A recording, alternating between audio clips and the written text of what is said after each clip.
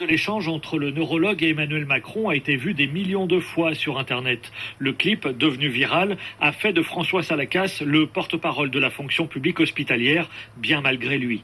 Car le représentant du collectif Interhôpitaux assure qu'il n'avait rien prémédité ce 27 février. Ça a été le fait de saisir une occasion et ne pas la saisir, ce serait apparenté pour moi à une forme de désertion. Je me suis dit qu'il fallait être cohérent avec ce qu'on faisait depuis 6 mois et on avait bien compris que rien ne se déciderait au niveau du ministère de la Santé, qu'Édouard Philippe n'était pas très réactif à nos demandes. D'une façon ou d'une autre, il fallait que j'arrive à faire passer auprès de notre président la conviction et même la détresse des personnels soignants de l'hôpital public. Et donc effectivement, mon idée c'était que ce soit pas juste 20 secondes, qu'il entende ce que j'avais à lui dire. Et c'était vraiment un appel à l'aide.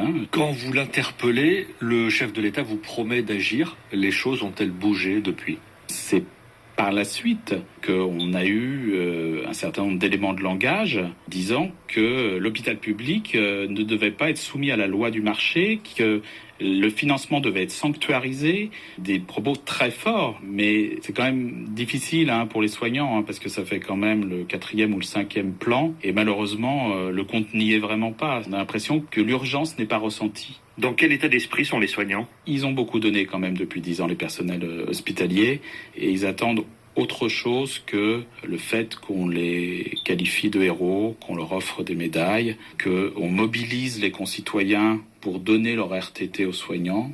En fait, tout ce qui est de l'ordre finalement de la charité ou de la solidarité avec un gouvernement qui essaye de surfer sur une vague d'empathie qui est réelle, mais qu'on a l'impression qu'il suffit d'accompagner cette vague sans acte, sans financement, et que ça va suffire.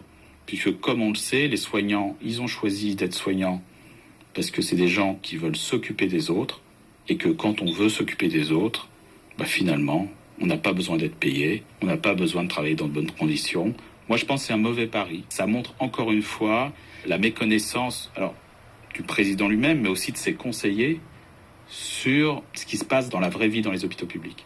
Avez-vous le sentiment que cet échange avec Emmanuel Macron aura été utile ou qu'il est vain ? Non, je pense qu'il a déjà été utile, mais une course, ça juge à la fin.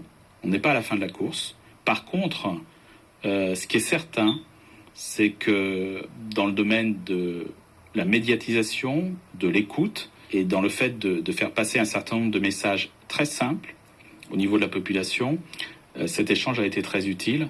Parce que qu'on le veuille ou non, on est dans une société d'images. S'il n'y avait pas eu d'images, ça n'aurait rien donné. Mais pour l'instant, notre président de la République n'a pas fait le job. À l'heure actuelle, rien, mais vraiment rien n'a été fait pour répondre aux difficultés et plus globalement pour créer les conditions d'une embauche massive à l'hôpital public, parce que c'est de ça qu'il s'agit. Mi-juillet,